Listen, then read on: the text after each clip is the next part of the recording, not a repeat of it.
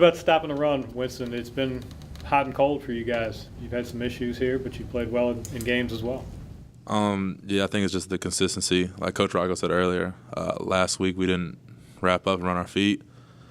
He was a hard runner, so I feel like we kind of tried to hit him too hard necessarily instead of, back to the techniques and the basics of it. And this week it's another great back, so we're going to have to do the same thing. He's got, I think it's pretty much all seniors and one junior for offensive line, so very veteran group up front. He's a young back, but very, very good. Has had a lot of snaps, so we're going to have to go back to the basics and wrap up, run our feet. How much do you look at the offensive line as opposed to the actual running back that you're going up against? What are the kind of X's and O's, the advantages of looking at the line as opposed to the type of back? Everybody in this league usually there's at least one good running back on the team.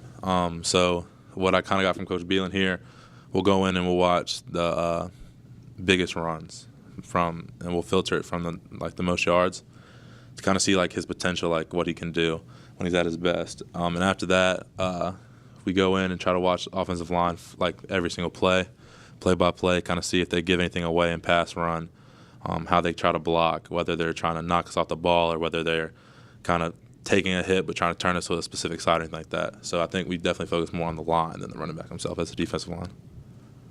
James, Coach was talking about the difference in logistics and road games and different approaches that y'all have taken. And Lane was asking if you learned something from the Stony Brook game and the last time he went on the road to the state of New York. The same question to you.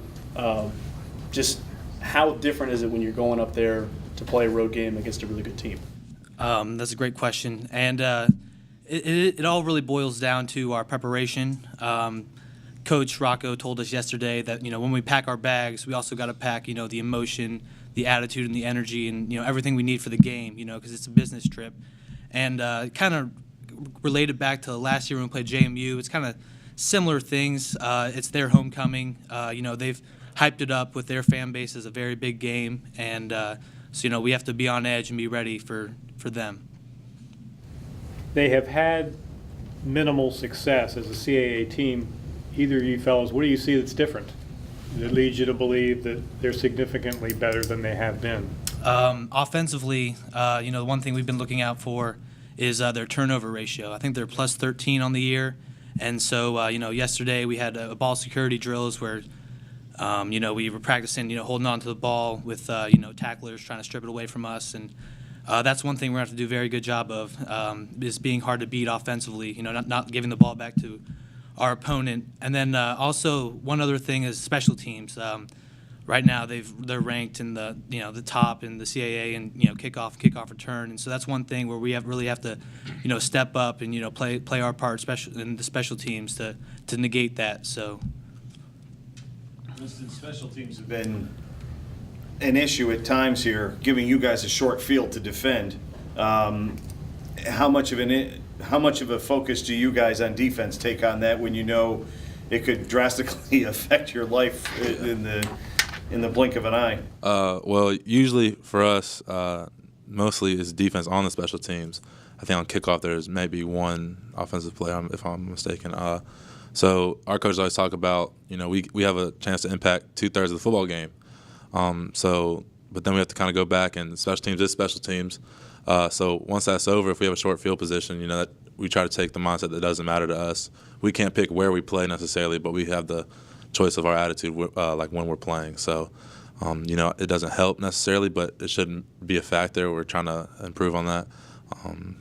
If everyone just looked at the scores of your last 3 or 4 games, they would think, it's a shootout and the defense is struggling. But if you look at the actual numbers, I believe you guys are the top-ranked defense in the CAA. How do you kind of balance the two, knowing that you guys are doing what you're supposed to be doing with a little bit of cleanup here and there, but yet you look up at the scoreboard and it's, how does this happen again? I think that's just shows how good our conference is and the people that we play, the schedule we have. Last year Albany wasn't as successful as we spoke upon earlier, but they were still a great team. We were up, I believe, 38-10 at halftime, but the game finished 38-31, I believe. So every team can beat every team in this league. It can come down to a field goal, comes to the last series usually. Sometimes you have a blowout here and there, but this league's really good. So I think looking at the stats and then the points, I feel like that just kind of shows how good this league is in it. You have to play a full game to be successful. Didn't Coach Rocco really get after you guys after that? You know, having maybe lost a little focus at halftime? Yeah, he's definitely on us. He's hard on us because there's been times where we've had series, offense, defense, special teams, back to back to back, and we've looked really good. And almost to the point where I feel like we've been unstoppable. Like, I feel like we've been playing the best football we've ever played. But at the same time, we have to do that an entire game, not just one quarter or for a few series.